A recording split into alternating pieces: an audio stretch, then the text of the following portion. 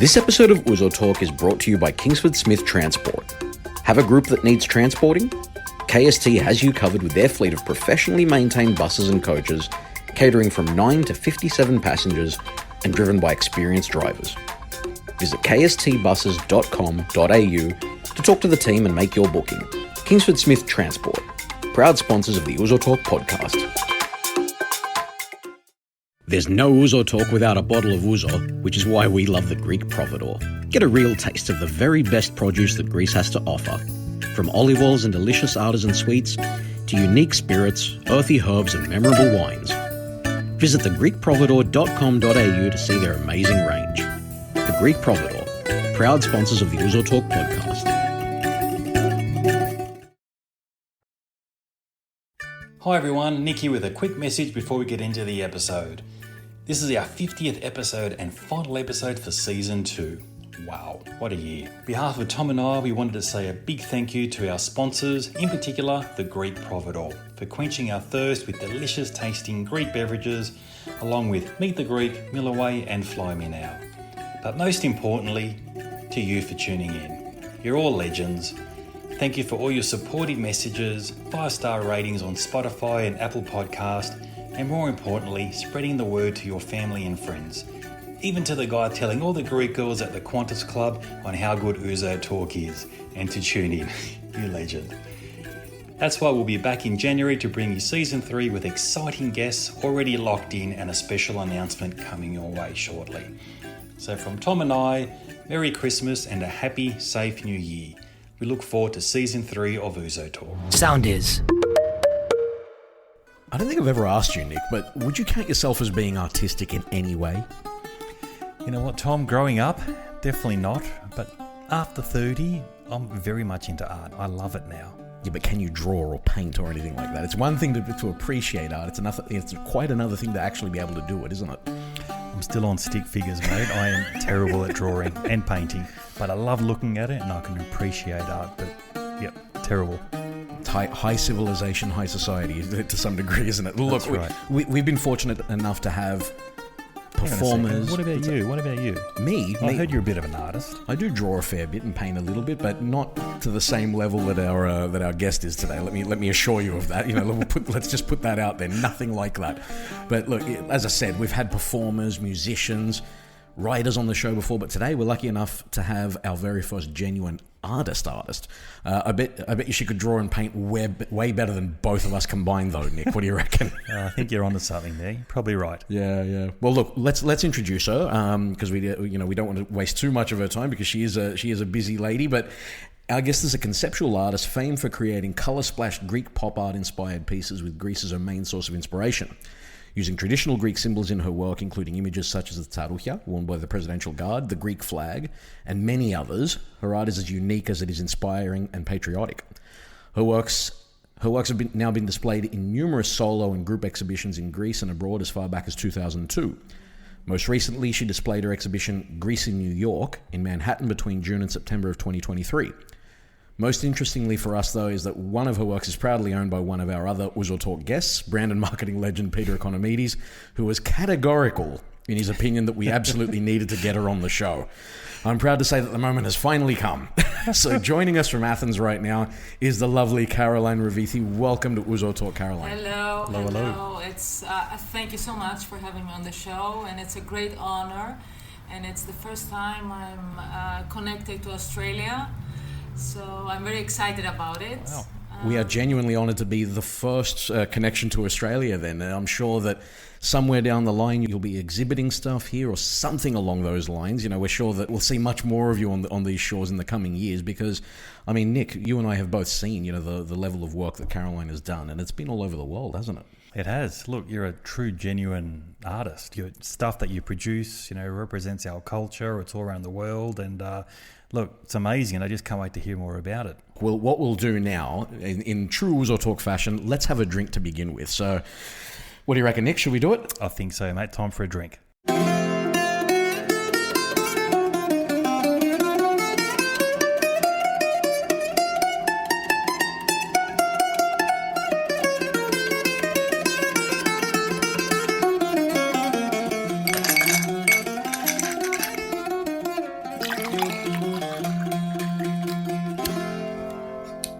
Stiniamas. Cheers. As normal when we're dealing with people in Athens and particularly in Europe, it's far too early for you to be drinking, so we'll have an extra one for you on your behalf. So This is for Caroline then. that's right. Here's to you, Caroline. Nick, tell us what we're drinking, because it actually has a bit of a connection to Caroline, doesn't it? It does. Look, thanks to our amazing sponsors, the Greek Providor. They've been with us all year, and I think a bit of last year as well. We're drinking a Greek vodka called Kastra Elion. We've had this a few times on our episode, but there is a great connection with our with Caroline with this, isn't there, Tom? There is. Caroline, did you maybe want to mention what your connection to Kastra Elion is? Because you've done a little bit of work for them, haven't you? Kastra Elion is a collaboration that I love very much. The brand and the design and the aesthetic and everything it represents aligns also with my work. And the best part is that when they approached me to collaborate, they gave me total freedom to create and be myself.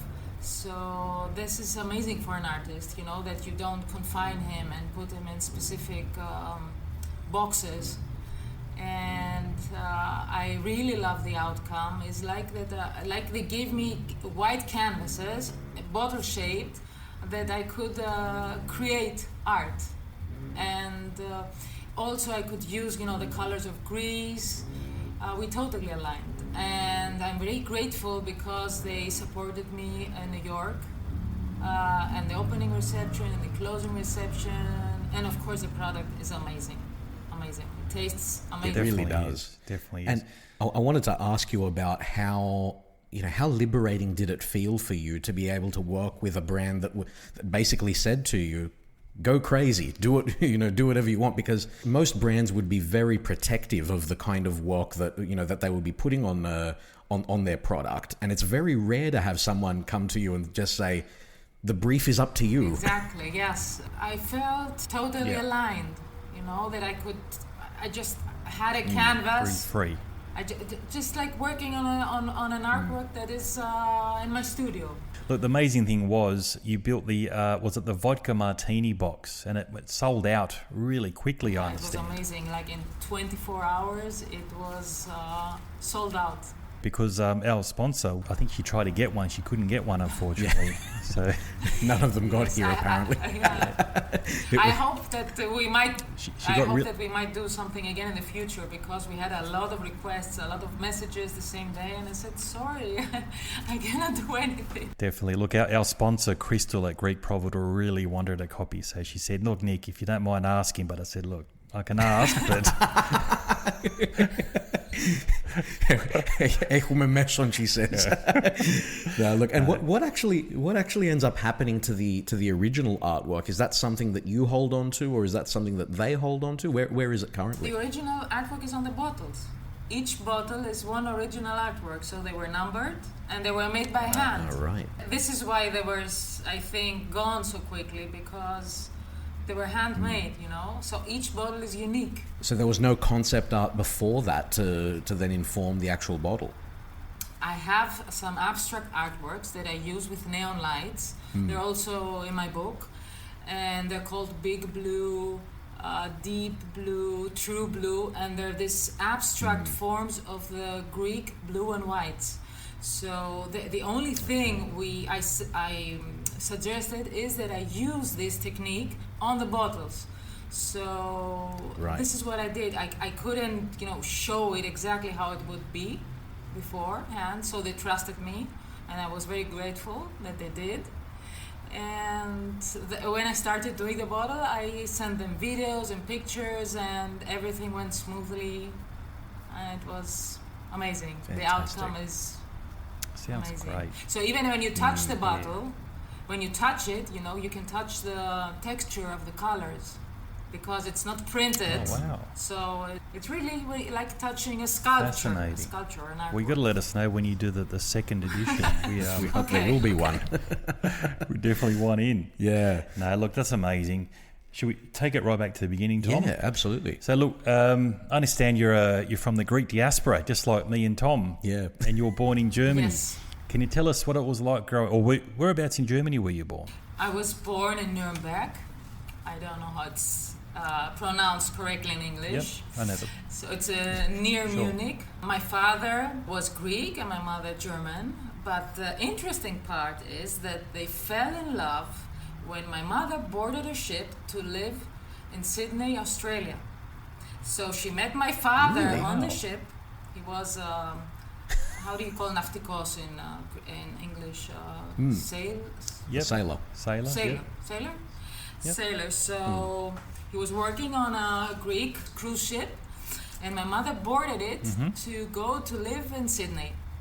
So when she met him, she fell in love. Immediately, they fell in love. Until they reached Sydney, they were totally in love. And she lived there only, for a year or so, because then they got married. And they, it was a very nice love story. And I also came to Australia to see where she lived, where this all happened a few years ago. Yes. Wow. But do you know whereabouts in Sydney? Excuse me? I didn't. Do you know where in Sydney it was? Do you remember? Bondi Beach. Bondi Beach. Wow. Yeah, Bondi Beach. Yeah. Yeah, beautiful. Wow, amazing. Do you know by any chance the name of the ship that your father was working on? Yeah, the name was Elinis, and it was from Chandris. The ship owner Chandris. They had a lot of cruise ships, going around the world. And yeah, this is where they met. Wow, what a great story. So you could have been Australian. Could have, yeah.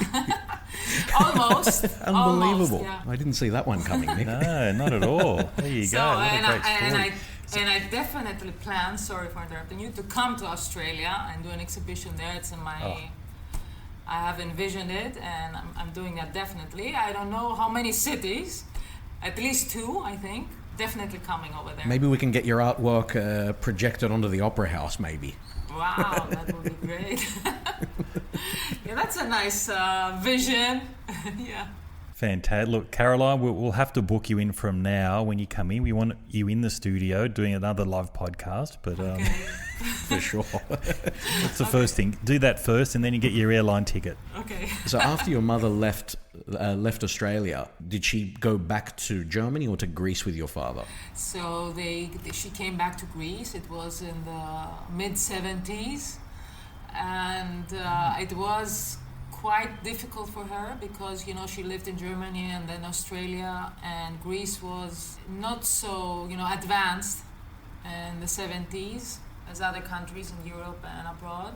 So where was your dad born? What part of Greece is your dad from? He was born in Piraeus, so he was raised in Piraeus and he grew up there. And I think a lot of Greeks back then were working on ships, because the shipping and maritime industry is I think the second superpower of Greece. It's tourism and also the marine industry, maritime industry. Not Were his parents from Piraeus as well, or you're from another part of Greece? From Crete and Samos. Ah, wow. My grandmother and my grandfather. Wow, okay. So you're a bit of an islander as well. Yeah, I guess. I'm half German and half Greek islander. In terms of your family, was anyone in your family artistic as well? Like, is it genetic? Creative, definitely, but I don't know anybody like being officially an artist. Especially my father and my grandmother, very, very creative. So I can remember myself being months old and, playing with paints, touching stuff. And my mom used to help me with that. She was very open-minded, so she was not the typical, Greek wife who cooks and has everything ready for the husband to return. In our home, it was like he would come home and she would tell him, "Oh, sorry, Nico." Nico was his name. I was playing with Carolina. My artwork was hanging all around the house. You can imagine it was only splashes of paint. And, it was more important than cooking to help her develop her creative skills. And we will see what we will eat now.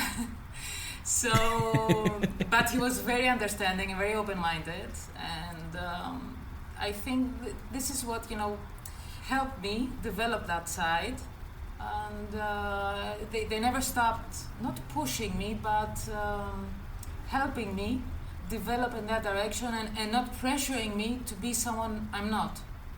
So that it was not, you have to be a good student or you have to do that. There was no musts. It was like, you're good in this? Okay, let's help you develop that.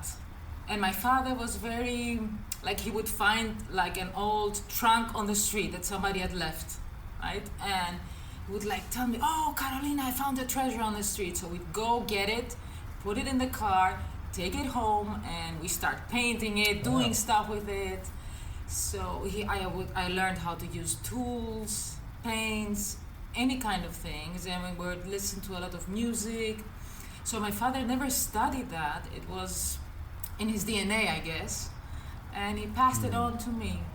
But I developed it more because I could, My parents, when they were young, especially my father, they had to work to support the family. There was no time, to do these luxury studies or hobbies. So I guess he enjoyed it more when he was older and he had me and we were doing this together. And also my mom, she's not so creative, but she was always there to support me. It's very interesting that you had that sort of upbringing, because a lot of the stories that we get told from people in the diaspora here is that their parents weren't very supportive when it came to the arts. I know. And I think a lot of the time it's because of them being migrants. In your experience over there, do you think that the way that your parents supported you like that and encouraged you is rare, or did friends of yours around there have similar sort of support? Definitely rare. And when I was growing up, it was in the 80s and the 90s, going to school. I wasn't a good student in school, so most of the kids, were studying, were having great grades, and I wasn't. I was mediocre, and sometimes I had to give some exams. I didn't pass. When you have to go back in September to give 2 lessons or so to go to the next class. Sure. I don't know if you know the Greek system. So yes. I wasn't good in math, I wasn't good in chemistry, but they never pushed me. And other kids, I remember, they had to be a doctor, they had to be a lawyer, they had to be the best, they had to go to university. So I'm very grateful that they didn't push me, and that I was accepted like that, and they let me fall on my face a lot of times, so I could learn from my experience. Good. It's tough. Wow. I'm also a parent, and it's tough to do that, to not control your kid and let it do a mistake, maybe sometimes a big mistake. I think that's the first time we've heard that on this podcast. It's very mature from your parents. It is. To think like that, and obviously it's work. You've turned into this amazing artist. So kudos to your parents. Did you go to school in Greece or was it in Germany? Where did you grow up? I understand you were born in Germany. I was born in Germany, but I came to Greece at an early age. I was around 4. So it was also a bit of a shock for me back then, because I was going to a German kindergarten, Montessori back then, that was very, forward thinking. And when I came to Greece in the 70s, it was a bit of a shock for me as a kid. Because the school system was not so advanced back then, and it was also something that formed me, to adjust and be resilient in life, to get adjusted that life is not the same all the time, and you have to grab it and do the best you can. So I went to a public school, then I went to a private school. My mother insisted back then to go to a private school, Greek-German school. That also helped me a lot, because I continued getting from both cultures, also the German culture, also the Greek. So now that I'm older, I think that it helped me get the best of both, to have a good combination as a human being. So Greek schools are much better now, but I think they need a lot of work. The public schools, there are some really, really amazing teachers, good teachers, but the system, I wish it would be a bit better. I hope it will advance. I suspect that you're speaking with a little bit of experience with your kids as well. What's your experience been like currently with kids in good. school? My daughter also goes to private school, so my experience is good. There are a lot of private schools in Greece, but not everybody can afford it. My experience is good, but I cannot speak for everyone that has their kids in private school. I know from acquaintances and from friends that some schools are really, really good. They're prototype schools, but a lot of them are not. So I cannot judge, but not the best circumstances. Very interesting. Well, look, when did art start becoming really serious for you or becoming a thing for you? Like, was there a moment where your parents said, oh, wow, I think this is maybe something that she should be pursuing as either a career or... When was that lightning bolt moment? So, the lightning bolt moment, I think it came... It was a sad part of my period, is when my father died. He died when I was 25. And until then, I was being creative. I studied graphic arts and advertising. I didn't study art because I wasn't a good student, so I couldn't get into art school in Greece. So I went into a private college and studied, something creative, which turned out to be in my favor later on. But when my father died, it was a very tough moment in my life, and it's like suddenly all the things that he told me, constantly was telling me, were like implanted like a bomb in my mind, and I started moving, and I never stopped. It was like, oh my God, life can stop, can shatter in every it could shatter now. It was a shock for me, I lost the ground under my feet, and I realized that we have to live now. You cannot postpone everything and say, oh, I will do it one day, I will do it when time is perfect. No, you have to get moving. And, my father always pushed me and told me, you're wasting your talent. You're not doing anything. Parents do that. And I was like, oh, come on. I was going on vacation. I was having a boyfriend. I was partying, whatever. And I was at Lyle.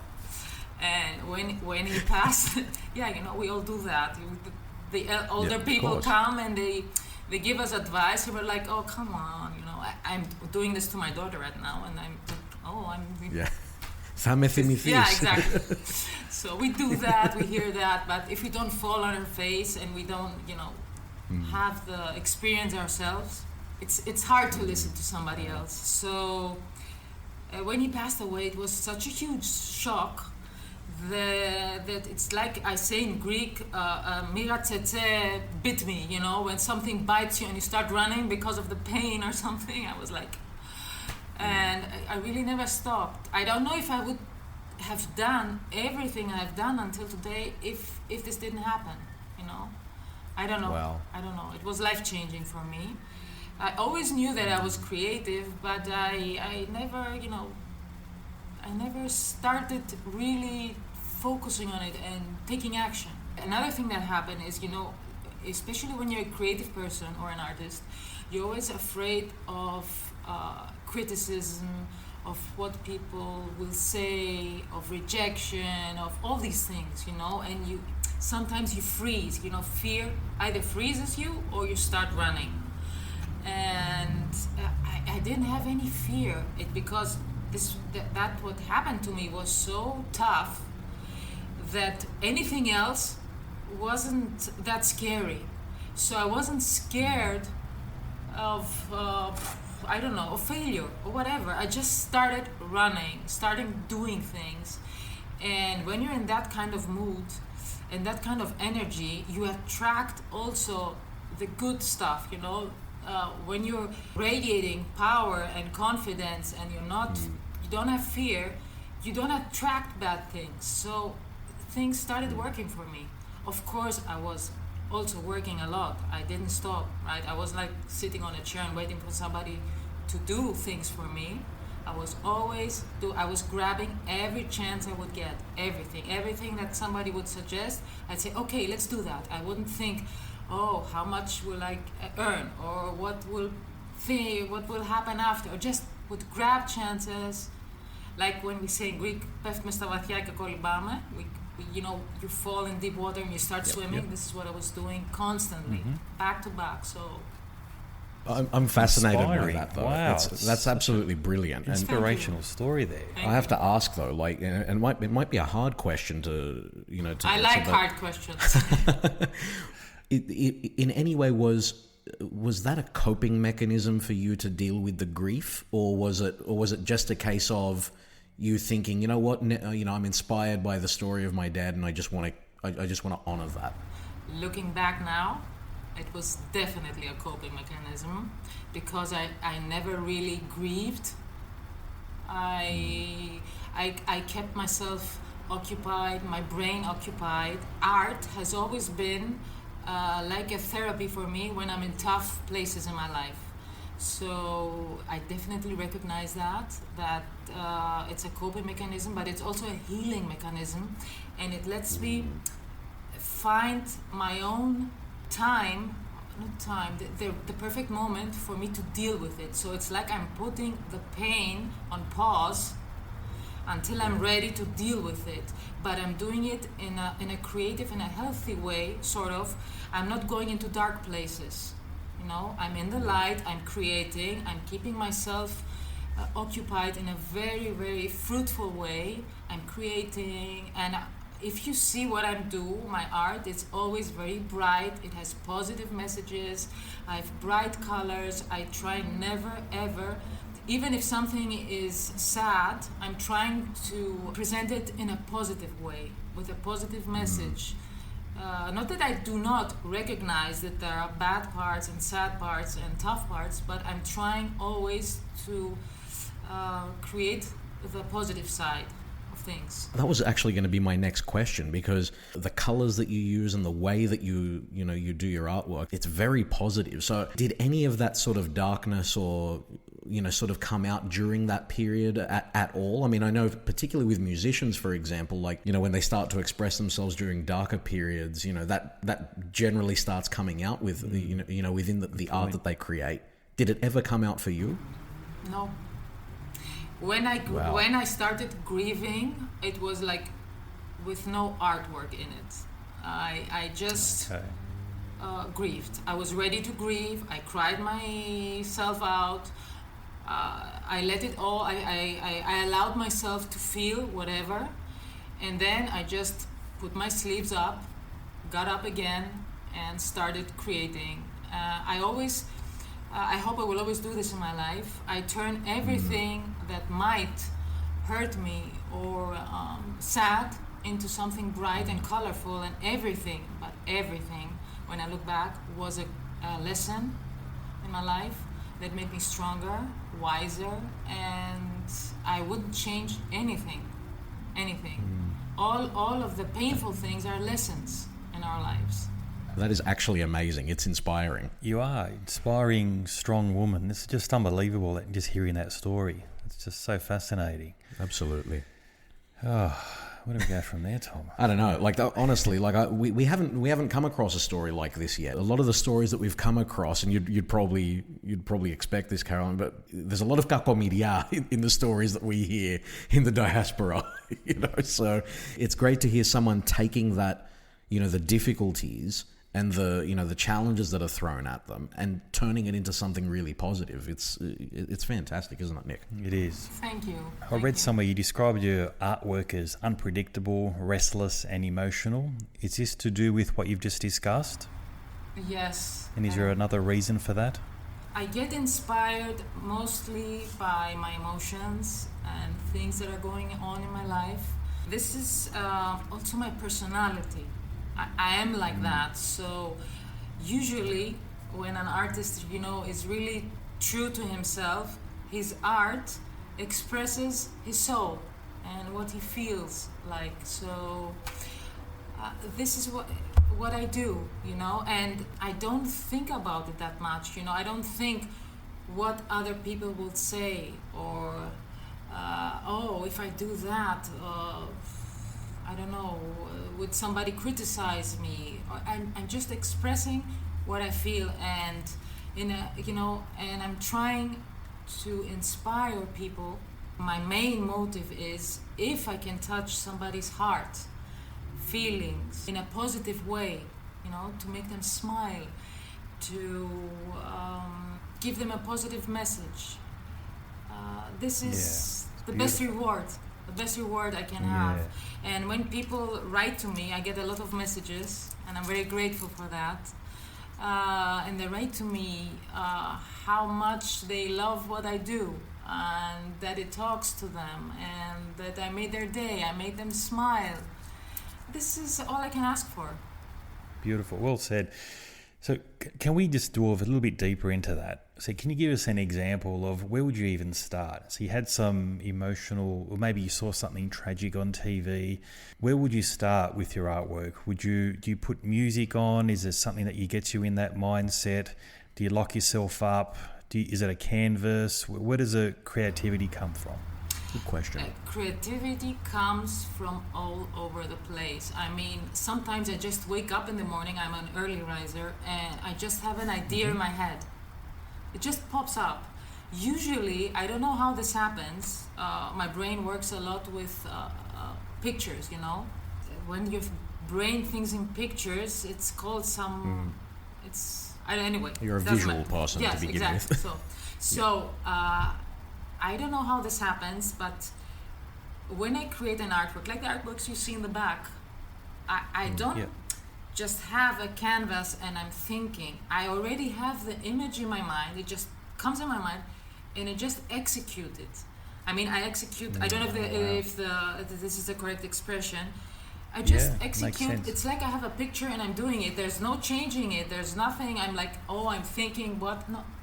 I just have it. It pops in my mind, and I start doing it.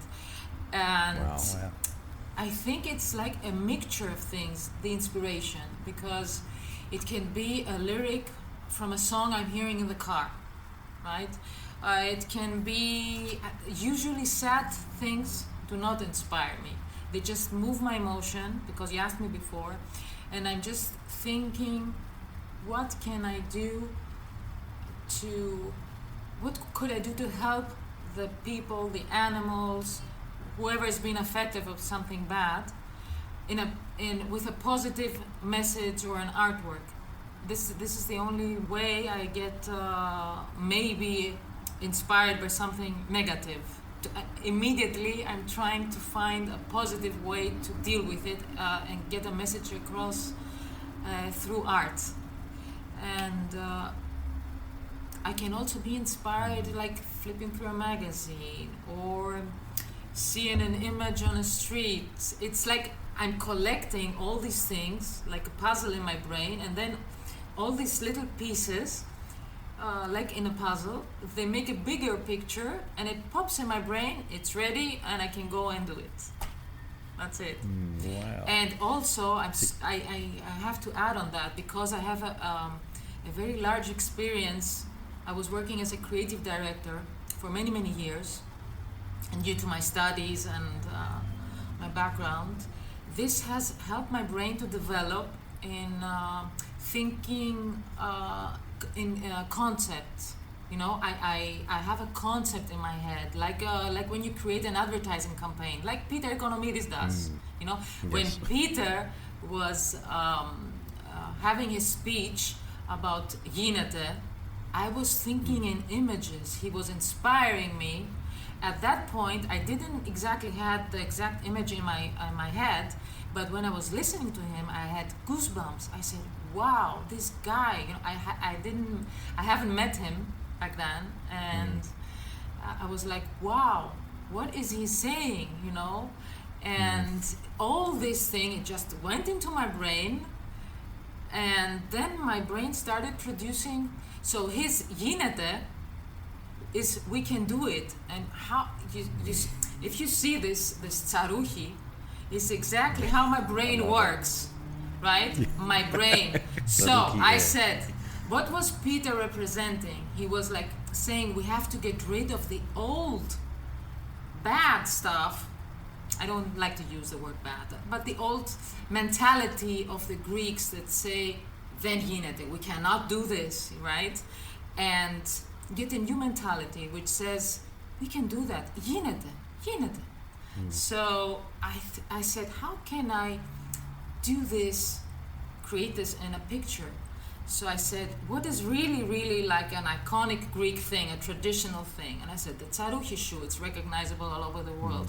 And how can you transform this shoe with respect, without respect to the tradition, to the heritage and everything, but give it a twist, a new way of thinking.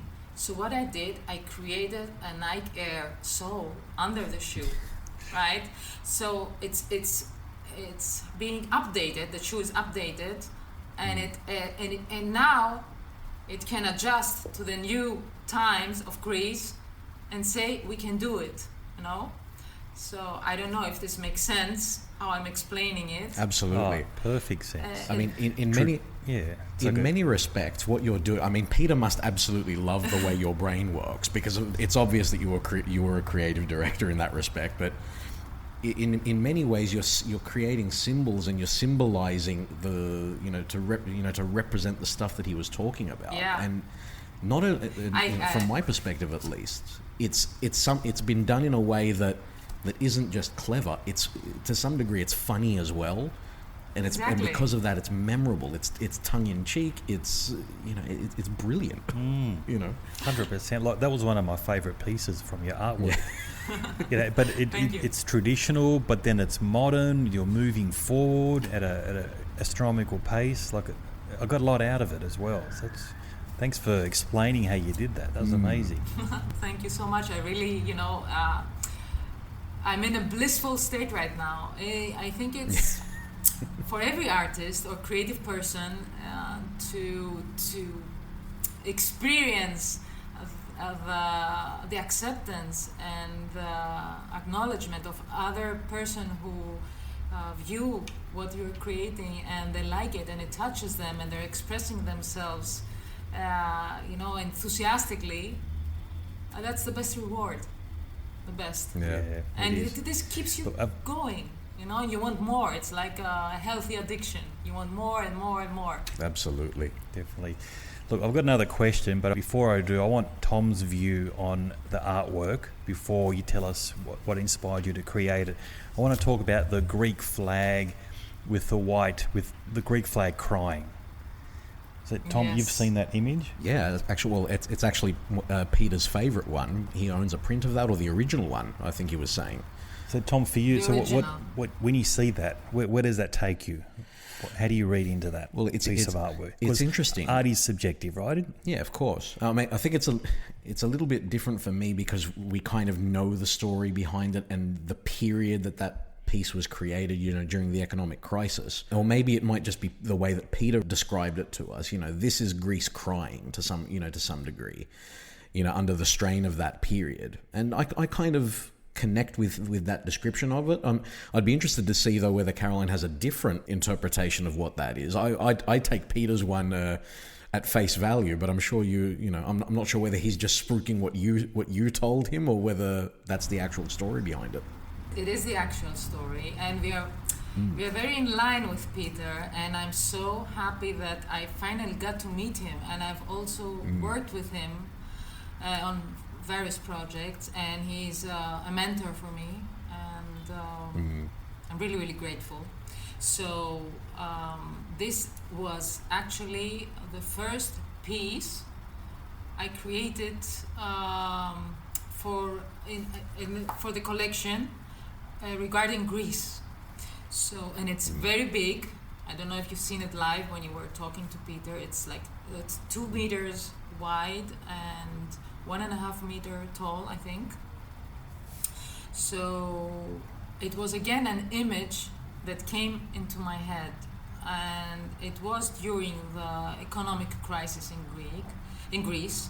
It was very sad to experience the Greek people going through that. And I remember I was living abroad at that point, and I was coming back to Greece, and I was going to a friend's house, and it was winter, and they wouldn't have heating, and they were wearing their jackets, and they had small kids. So these were circumstances that were, out of our minds. It was inconceivable.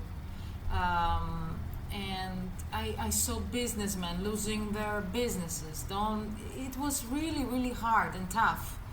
I always loved the Greek flag as a symbol, but it was kind of a taboo to use it. You were being considered like an ethnicist. It was, not many people touched it as a symbol to do art with it. And I was thinking, this was another thought that both of them combined. I started using the flag in my art. So I was thinking, why do, for example, the U.S. flag, many Greeks are wearing the U.S. flag on T-shirts, or the English flag, or the Australian flag, like on brands, on famous brands. And I was saying, why don't we wear our flag? I mean, it's so pretty and nice. Absolutely. And why don't we do it fashionable and use it, as an aesthetic? Now everybody's doing it, but back then it was not so common yet. And so I had the one thought about the flag in my head, and then I had the emotion with what was happening in Greece, and it just popped in my head. I said, I'm going to create. I didn't even know that I was going to do a whole collection and a book and all this. It was just a pop thing. I just did it. And I created it like in one night. I was working non-stop. I took a huge canvas. I said to myself, this has to be huge. It has to have an impact. And after, I think, 2 years, we had a common friend, Kostis Frangoulis. He works in the shipping business. And he told me, you know what, Carolina, I know Peter Economidis. I didn't know him back then. And he has his birthday. I want to buy this painting from you, and I want to give it to him as a gift.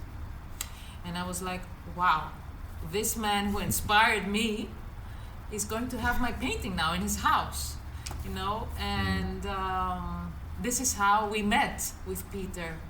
Through this flag I created, which he inspired me of, doing all these artworks. And this is what I was telling you earlier, the energy when you are thinking positive and you don't think of obstacles and you just go, you do it. And things start, synchronicity going your way, and you attract the things that you want. And this is not, a lot of people are, going, listening and going to seminars about self-help and all these things, but it actually works, It really, I'm living it. I'm living it for years now. It works. All these things that people are teaching about, the coaches and the life coaches and the books, it really works. Fascinating. You've done it again to us. Yeah. Inspired again. Amazing. Amazing. You are known as a conceptual artist. Can you describe to us what that is in a bit more detail? Okay. As I perceive it, is that you work with a concept. So you work around a concept, and it's not just like a collection, for example, of trees or of fishes or landscapes. So if I can give you an example, the All You Need Is Greece collection I have is a concept. It's not just artworks about Greece. So it's a 360 concept. It's a book, it's an exhibition, there are 2 short films representing it, and it has many forms of implementing this concept in an artistic and creative way. So even the part that I climbed Mount Olympus to create a flag was a conceptual artwork. It was a concept behind that, and I executed it in an artistic way with different mediums, film, artwork, also the copyright, the text that I was saying in the film. Looking at some of the artwork, it's hard to see, some of the influences because you've made it your own, but I would venture to say that, the pop art sitting right next to you there with the Avro Lemon, the first thing people think when they think pop art, more often than not, is Andy Warhol and people of that ilk. Who were your influences when it came to doing this kind of work? Definitely Andy Warhol and pop art. And I will tell you also, I will explain. Tell you is Greek. When you translate Greek, I will tell you. Anyway, sometimes You're among friends. The listeners are all Greek. Yeah, so it's... Anyway, definitely, I will start where I got my influences. I grew up, I was a teenager, early teenager in the 80s. So I was influenced by the 80s very much. The branding, the Coca-Cola advertising, MTV, I was recording on videotape, the VHS tapes, Yes. The video clips of the artists, Yeah. all the artwork on MTV, neon signs, the bright colors. In the 80s, we had a lot of neon colors, is it called correctly neon? The fluoro? The fluorescent colors. And you can definitely see that in my work. Yeah, the influences, the bright, the neon light, but also the fluent colors, the iconic symbols used in the decade, the branding, the logos, and pop art. And also, my work as a graphic designer and working in advertising is also, very a pop way to mix with your art. And this also background, I'm not comparing myself to Andy Warhol, of course, but it was also his background, yes? Yes. So I'm definitely influenced by him. But I didn't just copy Andy Warhol by doing the Avro Lemon or Can. If I did only that, I think I would be disappointed from myself. Yeah. What I did, because I always try to set the bar high, is I took internationally known symbols, not only Greek symbols, like the Rolling Stones' tongue, like Roy Lichtenstein artwork, and the concept is that I took all these symbols that are known to international people, not only Greeks, and I turned them into something Greek. So when somebody sees the soup can, it is familiar. It reminds them of New York, of Andy Warhol, but if they look at it, it says Greece. So if somebody sees the tongue, the Rolling Stones tongue, it has a mustache and it says the Greek rock stars and it says Greek flag. So you say, I know that, it's familiar, I like it, but it's Greeklified, Then, yes. and every artwork I do, I study it before. I have it in my mind, and then before implementing it, I do a lot of research. For example, I created the Nike logo with a wing, the swoosh, and I don't know if you know that, but it was inspired by the Greek goddess of victory. This is how it was formed by a graphic designer. So when you look at it, I redesigned it, and when you first look at it, you think it's a Nike logo, but it's not. It has the shape, but it has a wing on it, and the Nike is at the end with an ita, a Greek ita, which says Nike in Greek. So it's actually going back to his roots. I made it Greek, and yes. So back to the influence is, of course, the branding, the logos, and mostly the decade of the 80s, I think, when I was really, absorbing things and being a teenager and getting my identity, the music, and all that. And of course, Greece. What sort of music do you listen to? I always find that Greeks have a very eclectic interest in music. They have. I listen to everything. It depends on my mood. I'm not, I can listen to classical music, I can listen to rock, to heavy metal, I listen to techno, I listen to ambient, I listen to Greek music. There are no boundaries. It depends on my mood.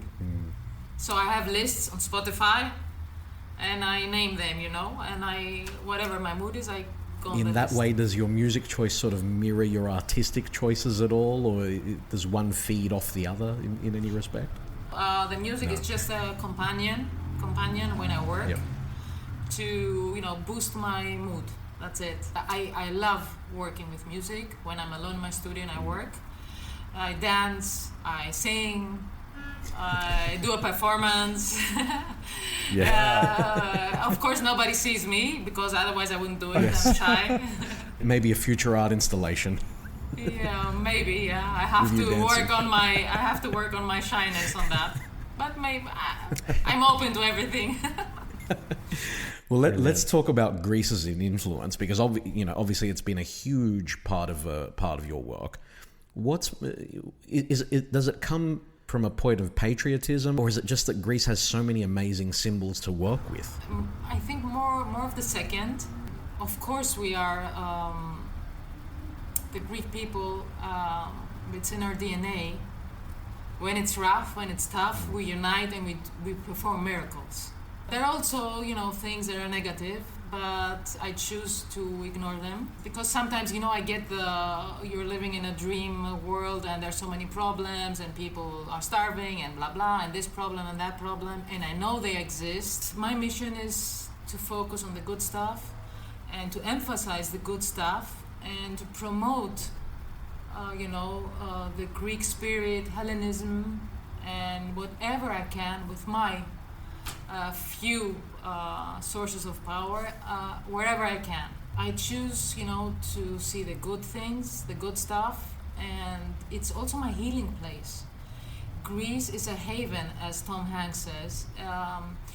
I've traveled in a lot of countries. I was fortunate to travel around the world and see other countries, and we are a blessed country. We have everything. We do. It's small, but it's so blessed. And even, I say that sometimes as a small joke, even if you don't have a penny in your pocket, right? You can just go and sit on a beach, take a souvlaki, it doesn't cost a lot, and just enjoy a beautiful sunset, and your mood will change. Not many countries have that. You cannot afford that. You cannot. If you live in Ukraine, for example, you cannot do that, right? You are going to drink vodka. Absolutely. And be somewhere in the cold.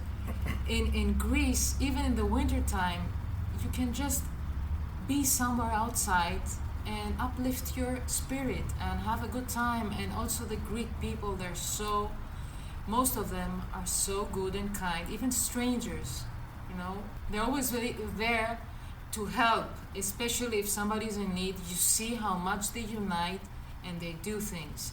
And I've seen also a lot of young people, to my pleasant surprise, that are so active in helping, because many times people say, they're young, they're only like to party, they're not, conscious and not, how can I say, serious. And I've seen so many younger people in their 20s and early 30s doing such amazing things, creating companies, helping, doing charity work. It gives hope. It gives me hope seeing them, and I hope when my daughter grows up, she will do even more. Wow, well fascinating. Said. Yeah, look, I can definitely agree with you. I've travelled around the world as well. I think I've been to over 40 countries now, and there's nothing like Greece. And it's the people as well. I'm glad you mentioned the people, because I just got back from 6 weeks spending in Greece, and the people just made a massive difference, as well as the geography, the beaches, the landscape. That's why I'm planning to go there every year now. So I can totally agree with what you're saying. I just want to touch on your recent exhibition in New York. Tell us, how did the New Yorkers react to your exhibition, and why was it so important that you had to take an exhibition to New York?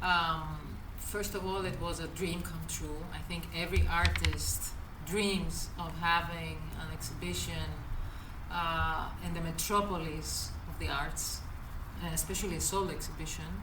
So it was something I was always dreaming about, and I guess it had to be the right time to do it, to have a project like that. It was an amazing experience, a heartwarming experience. I couldn't imagine before that so many Greek people of diaspora would come and honor me and spend their time with me to view my art, to buy the book, to talk to me. It was so touching, and it is one of the biggest highlights of my life. Doing that, and Wow. I definitely want more. And my vision is, to create more artworks, because I have a lot in my mind. I just didn't have the time to do them, and do more exhibitions for the Hellenic diaspora, for the Greeks in diaspora, to travel to Australia, to Canada, to some more cities in the US, like Chicago and Los Angeles. So this is the plan, the strategy for the future. And New York was coming back to that. I also had some artworks that are related to New York, like, this the soup can, but I also have some other artworks that, there's this coffee cup that is in most of the movies. It's a blue one that has the Greek signs on it, and it says, "We are happy to serve you." And it started, I think, in the 70s in the Greek coffee shops, and it's iconic. Even the MoMA Museum has this coffee cup, and it's made out of porcelain, I think, and you can buy it. So I use that coffee cup. It's one of my artworks, and I changed the logo, which says, "We are happy to serve you," and I this is how I changed it again. I said, "We are happy to show you Greece." So I had a lot of artworks like that. Also, like the Tiffany's engagement ring, which is like a Tiffany's box, and you open it and it has a diamond ring, which consists of a Greek flag, and it says, "The most precious diamond on earth." And it's Greece. So I have a lot of artworks that are related with with New York, and I think it was very symbolic starting there, this journey, to showcase the All You Need Is Greece collection in New York. And the plan is that to every city I travel, to create again artworks that combine the culture of the city with the Greek culture, the symbols and everything. Fantastic. Well, it was great to hear the Greek American diaspora embraced you, and because we love them as well. They give me a lot of feedback on our podcast as well. But look, just bring into the next question. So you go about, say if Uza Talk, Tom and I inspired you, what creation would you come up with? I think I would create two guys with a mustache. This comes to my mind, but in a funny style. You don't have mustaches, but I would, put the Greek in, and I would definitely have a drink and some slogan. But I have to think about it, because you got me off guard now. And but it's something to think about. I will come back on that. Visually. Okay, so we might have to grow a moustache, Tom. I think so, maybe. Yeah. Classic. Look, this next question might be a little bit difficult for you, because you got so many amazing pieces of artwork.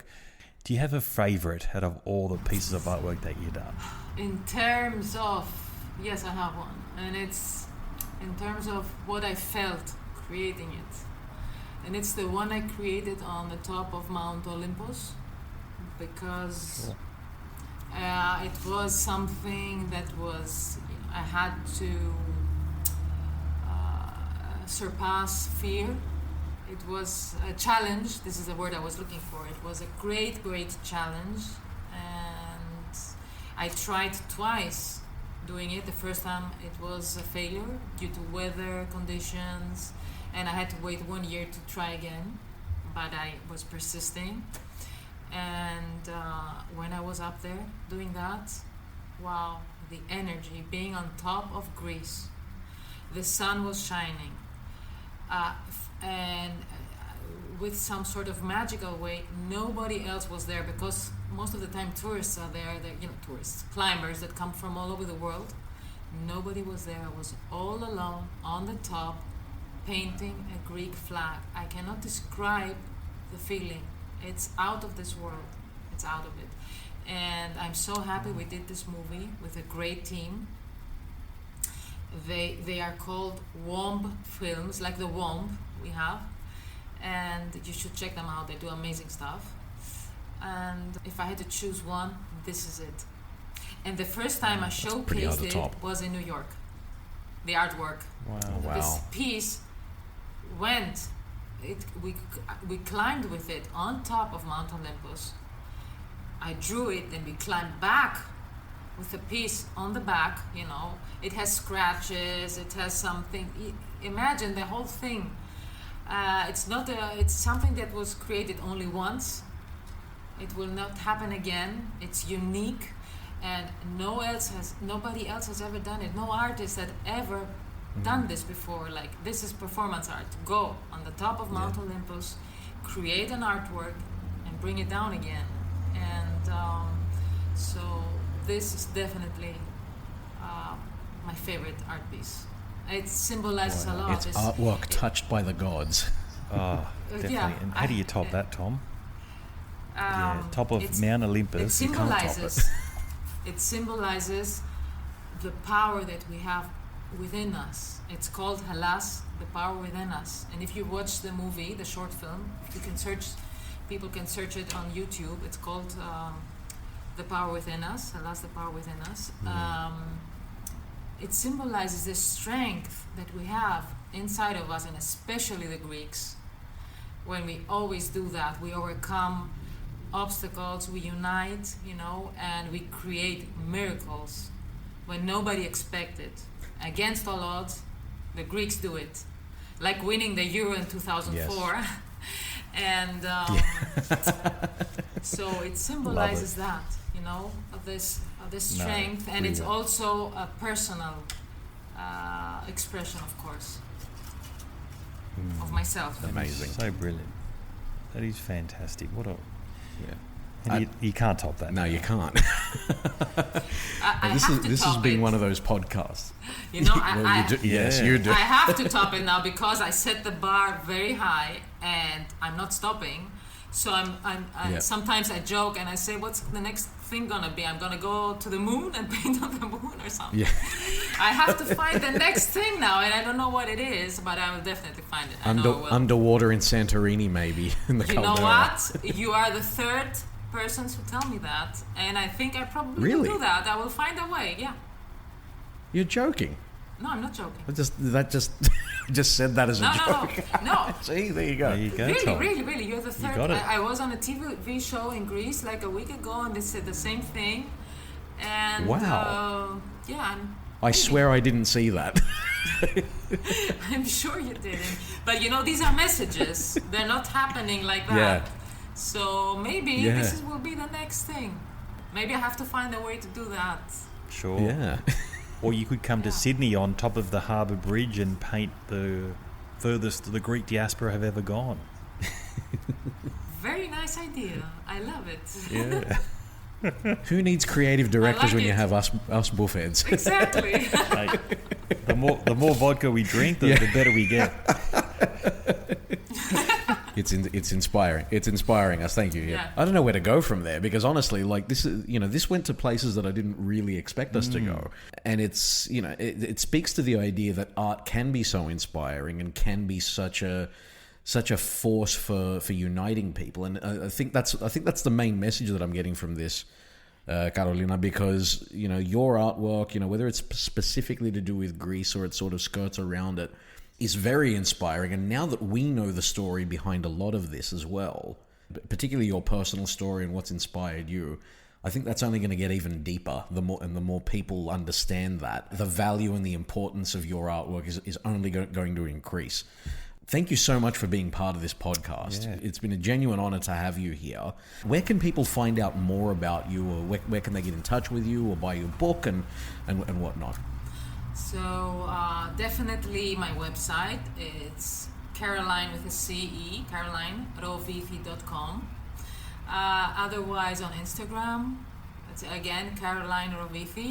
Fantastic. Wow, just Google you. You're everywhere. Yeah, make sure you're Googling Caroline. You'll find her all over the place. I'm trying. Look, thank you so much for sharing your story, Caroline. Yeah. It was so inspirational. I learned so much about you and our culture and everything else. So keep on doing what you're doing, and we hope to see you in Sydney, definitely. I hope to see you too. You will be the first ones I visit. It's a promise. Your studio. I'm not going We'll hold you to anywhere. that. Directly from the airport, I'm coming with a vodka to your studio. We'll come and pick you up. We'll pick you up. Okay. We'll come because the airport's right here. Great. We're nice and close. Great. Classic. Great. Or Fantastic. we may see you in Greece. So Yeah, Okay. all that. we could be heading back to. Well, I'm going to be heading back next year anyway. Igumenitsa and Kerkira, we'll find each other somewhere. Okay, definitely. uzotalk@outlook.com as ever is the email. Follow us on social media @uzotalk and @uzo_talk on Instagram. Nick Athanasiou, thank you very much, mate. Tom, as always, been a pleasure. Caroline, you've been amazing. Thank you so much, guys. Thank you. Ακολουθήστε μας στο Soundees, στο Spotify, στο Apple Podcasts και στο Google Podcasts.